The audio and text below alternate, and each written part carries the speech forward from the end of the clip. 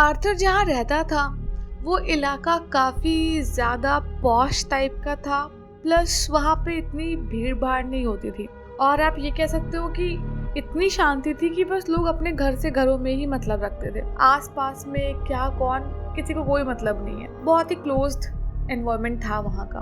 और आर्थर को ये चीज़ घर के बारे में बहुत पसंद थी, उस एरिया के बारे में स्पेशली, कि वहाँ कोई इतनी पंचायत नहीं थी और सब अपने काम से काम रखते थे और ये चीज़ बहुत सुकून देने वाली थी उसके लिए।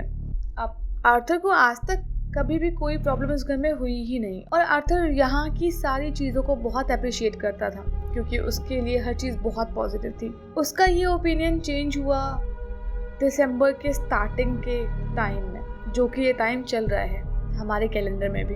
आर्थर हमेशा की तरह ही अपने काम से परेशान होकर अपने ऑफ्स का वेट करता कि जब एक वर्क ऑफ मिलेगा तो घर पे जो थोड़े बहुत काम पड़े हुए हैं वो करके थोड़ा रेस्ट करूँगा, क्योंकि आप शांति सुकून से अपने घर में बैठते हो, अपनी चीज़ों को देखते हो, करते हो जो काम पेंडिंग होते हैं और कहीं जाके आराम से एकदम कोजी होके अपने ब्लैंकेट में आराम करते हो। तो बस वही चीज़ थी जो आर्थर बहुत डेस्परेटली चाहता था और वही हुआ। अभी अब वीक में ऑफ्स तो आते ही है, तो आर्थर का ऑफ आया और आर्थर ने आज अपना जो भी काम पेंडिंग रखा था वो सब करने में वो लगा हुआ था। हालांकि आर्थर का ये काम इतना थकाने वाला नहीं था, लेकिन ये छोटे छोटे बहुत सारे काम थे और इन कामों के साथ साथ आज बाहर मौसम बहुत ज़्यादा खराब था, या आप कह लो अच्छा भी था, क्योंकि स्नोफॉल हो रही थी बहुत ज़्यादा मतलब सब कुछ एकदम वाइट चादर में कवर हो चुका था, सारे घर ढक चुके थे, पेड़ जितने थे वो सब एकदम वाइट कलर की चादर में कवर हो गए, गाड़ियाँ सब कुछ, मतलब अगर आप गेट खोलोगे या बालकनी से देखोगे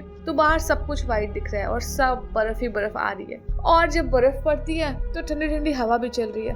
तो हालांकि ये मौसम बाहर जाने के लिए अच्छा नहीं था, लेकिन एक छुट्टी के लिए परफेक्ट मौसम था।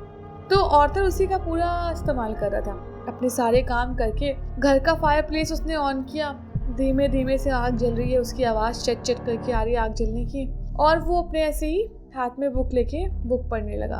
एकदम कोजी माहौल था, काउच में घुस के बैठा हुआ है, उसने ऊपर से कंबल ओढ़ा हुआ है, हाथ में बुक है और बस बुक लेके वो पढ़ रहा है। तभी आर्थर के माइंड में आया कि यार बाहर का मौसम बहुत ज़्यादा ख़राब है, लो एक बार टीवी देखता हूँ कि क्या आस पास में क्या न्यूज़ है।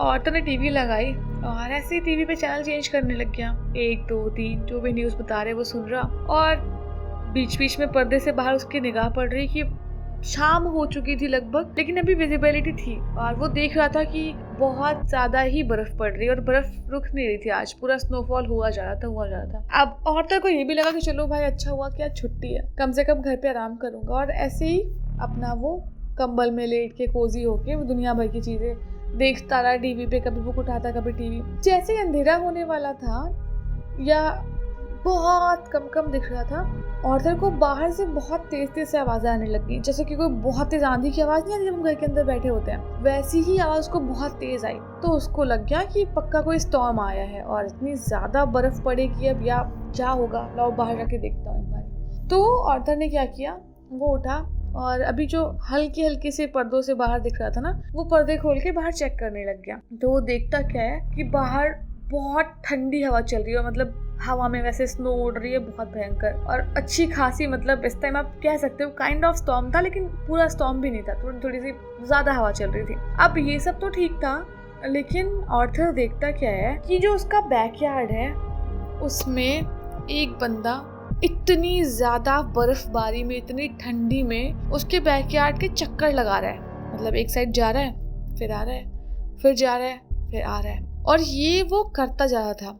आर्थर को समझ नहीं आया कि अगर ये किस चीज़ के लिए यहाँ पे क्या कर रहा है, क्यों कर रहा है, मतलब बहुत सारे क्वेश्चन आया। इवन आप सोचो ना, बहुत तेज बारिश हो और कोई ऐसा घर के बाहर किसी के टहल रहा हो, मतलब जब तक कुछ अर्जेंट ना हो या उस घर से किसी को कोई काम ना हो तब तक कोई ऐसा नहीं करता। और आर्थर को ये सोच के भी अजीब लगा था कि अगर ये बाहर जाने वाला भी होगा, जिस रास्ते पे आर्थर का घर था वो रोड जैसे एक हाईवे होती है ना, वैसी रोड थी, मतलब अगर वहाँ से आप निकलोगे भी तो सीधे कहीं दूर कुछ चाहिए होगा, मतलब व्हीकल वगैरह, उससे जाने के लिए आप पैदल कहीं जा नहीं सकते। तो ये आदमी एक्चुअल में क्या चाह रहा था, क्यों यहाँ पे ऐसे ऐसे आगे पीछे टहल रहा है, आर्थर के माइंड में आया और वो उसको एक बार फेस उसका देखना चाह रहा था, लेकिन जो ये हल्का अंधेरा हो चुका था उसकी वजह से उसका फेस उसको विजिबल नहीं था।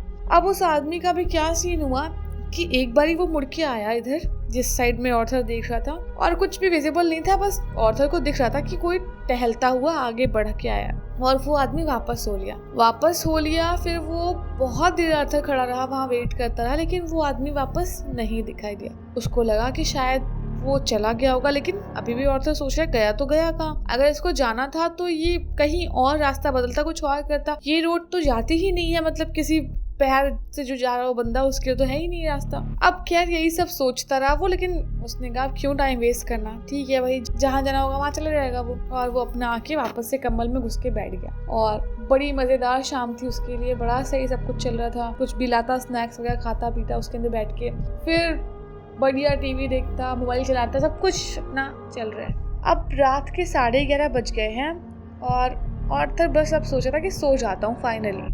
और जैसे ही वो सोने के लिए अपने बेडरूम में जाने वाला था, उसके गेट पे किसी ने नॉक किया। जैसे ही नॉक की आवाज़ आई, ऑर्थर गया और अभी उसने सोचा कि यार इतनी ज़्यादा बर्फबारी में कौन आ गया मेरे घर पे। वो सोचने लग गया और उसने ऐसे ही झांक के बाहर देखना चाहा, लेकिन रात बहुत ज़्यादा थी तो खिड़की से कुछ भी दिखाई नहीं पड़ा। और गेट पे कौन खड़ा था ये तो कुछ ज़्यादा उसको समझ नहीं आता, क्योंकि मतलब वो बंदे को पहचान नहीं पाया था, क्योंकि उसकी हैट से जो मतलब बंदे ने पहन रखी थी उसका फेस छुपा हुआ था। शायद उसने सर नीचे कर रखा था तो उसका फेस दिख नहीं रहा था। तो जैसे ही देखा ऑर्थर ने कि उधर कोई बाहर खड़ा है, ऑर्थर ने पूछा क्या मैं आपको जानता हूँ। तो उधर से आवाज़ आई कि नहीं, क्या आप मेरी छोटी सी हेल्प कर दोगे, बाहर बहुत ज़्यादा बर्फ़ पड़ रही है और मैंने यहाँ पिकअप के लिए गाड़ी मंगाई थी, काफ़ी टाइम से वेट कर रहा हूँ, लेकिन वो गाड़ी अभी तक यहाँ पे आई नहीं है। और अगर आप मेरी हेल्प करना चाहें तो प्लीज़ मुझे अपने घर के अंदर कुछ दिन बैठने दें,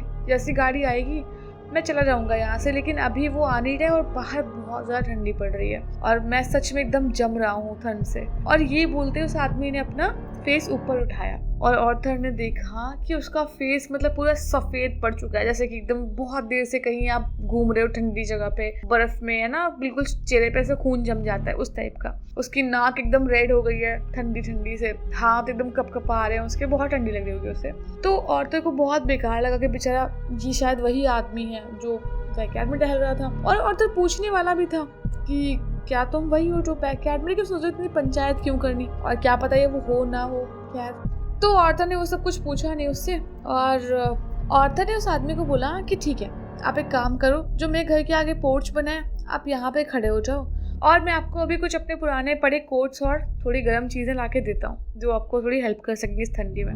वो आदमी जैसे कि पूछ रहा था कि क्या मैं अंदर आ सकता हूँ, उसको उसका जवाब ये मिला कि आप बाहर पोर्च पे खड़े हो जाओ। तो थोड़ा सा नाखुश लग रहा था फेस के एक्सप्रेशन से, लेकिन फिर भी अब उसके पास कुछ ऑप्शन नहीं था तो उसने हाँ में सर हिला दिया कि ठीक है जाओ।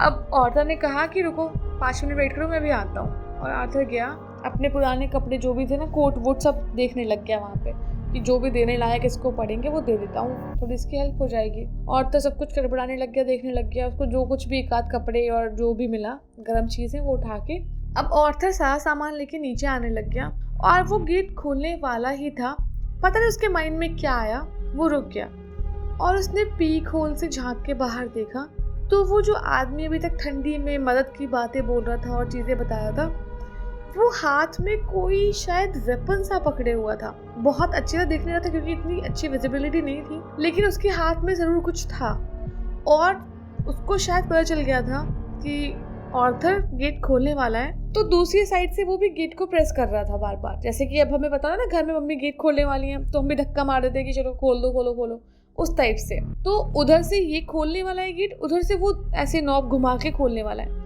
ऑर्थर के माइंड में एकदम से अलर्ट हो गया कि भाई क्या है ये क्यों कर रहा है ऐसा, इसको तो मैंने पोर्च में रहने को बोला है तो इसका क्या मतलब बनता है गेट पे ऐसे धक्का मारने का, उसको समझ नहीं आया।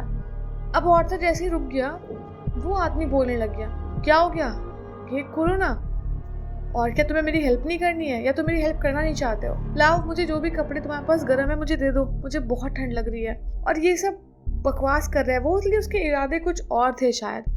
ऑर्थर को समझ आ रहा था बहुत कुछ कि कुछ ना कुछ ज़रूर गड़बड़े, इतना तो अच्छा इंसान नहीं है। फिर ऑर्थर ने फटाफट पुलिस में फ़ोन घुमाया कि भाई इस तरह का यहाँ पे तो तूफान आया हुआ है, ऊपर से ऐसा बंदा मेरे घर के बाहर आके खड़ा हुआ है, उसके हाथ में कोई ऐसा वेपन भी है।